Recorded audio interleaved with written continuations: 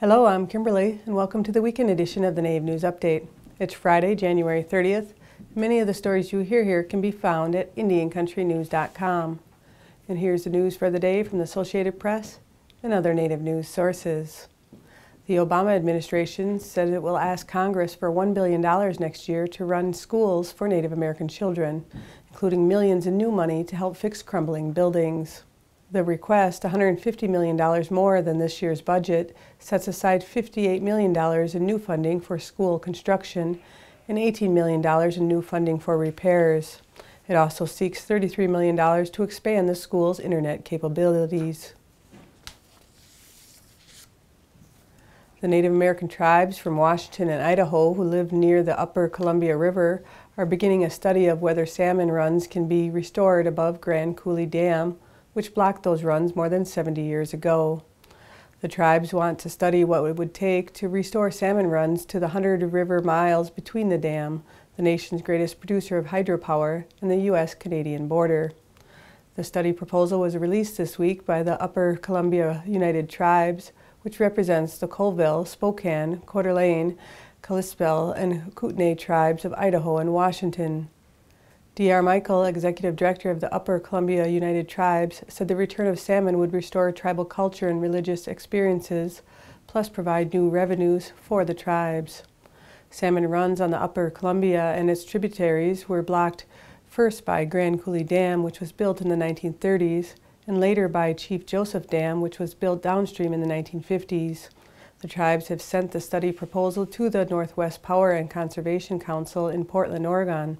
The tribes will collect comments over the next 30 days before deciding how to proceed.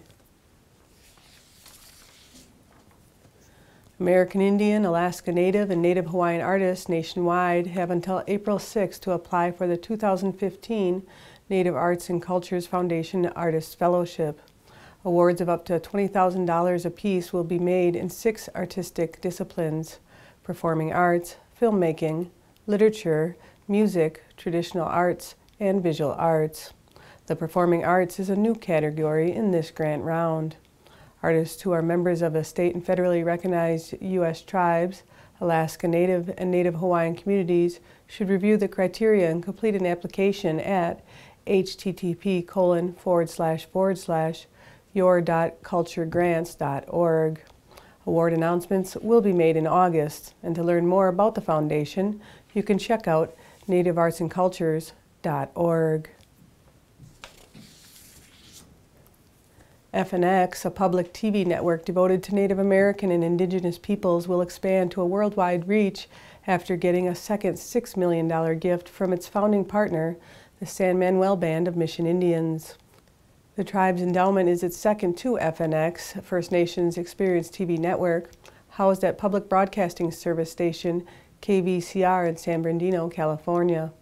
The San Manuel Band's donation will allow FNX in its second 3-year phase to increase its content, staff, and access so a global audience can view programming online. FNX went on the air as a Native American station offering local content on September 25, 2011.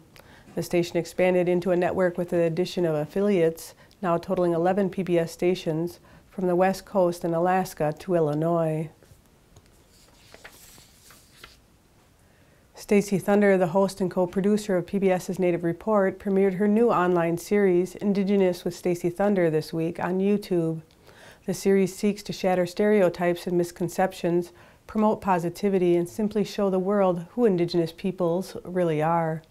The series opens in time for Super Bowl weekend with the Washington football team name and mascot issue and protests that occurred in Minneapolis, Minnesota last fall.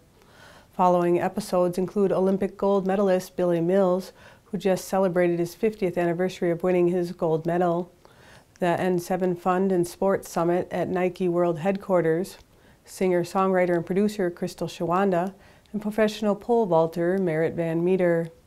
Thunder, who is Red Lake and Lukutere Ojibwe, is an attorney, producer, actress, and television host serving Indian country for over 17 years. You can watch her new series at youtube.com/Stacey Thunder. And that's another roundup of news from Indian Country on this edition of the Native News Update. I'd like to thank you for joining me and have a grand day.